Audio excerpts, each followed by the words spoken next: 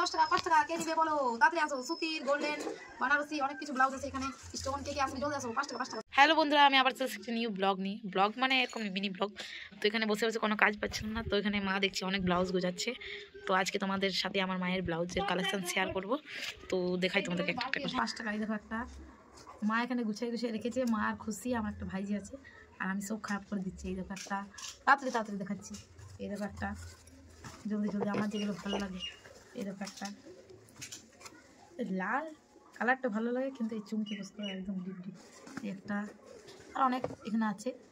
আর তার মধ্যে ভালো লাগে এটা কিন্তু একবারও পরা হয়নি।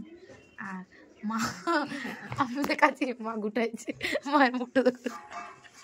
তখন তোমাদেরকে স্টোনের দেখালাম এখন দেখাচ্ছি বানারসির।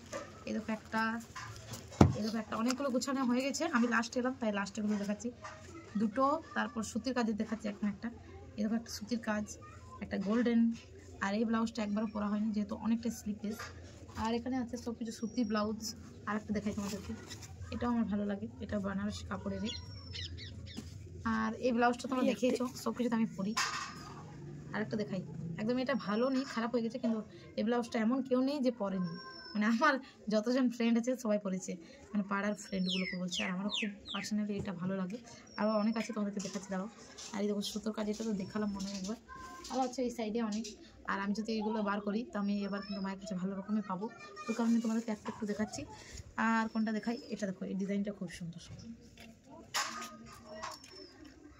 আমার মুখটা আসছে ক্যামেরাতে ধর আমাদের দেখি।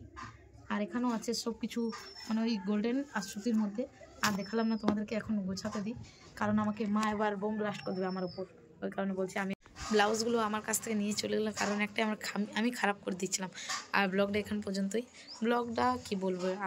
আর এই দেখো আমার চুল মানে আমি মানে প্রায় 2 বছর পর চুলে তেল লাগিয়েছে মুখটা দেখছো কেমন লাগছে মোরা গরু। আর যদি আগে লাগাতাম ছোটোর থেকে তেল তো আমার মানে চুল এত ভালো থাকতো না কি বলবো।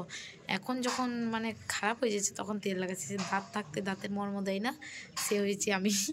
এখন মানে যখন আমার চুল অনেক পড়ছে তখন আমি একটা তেল বানিয়েছি যদি আমার ভালো অনেক হয় উপকার তো তোমাদেরকে নিশ্চয়ই বলবো। এখনকার মতন টাটা।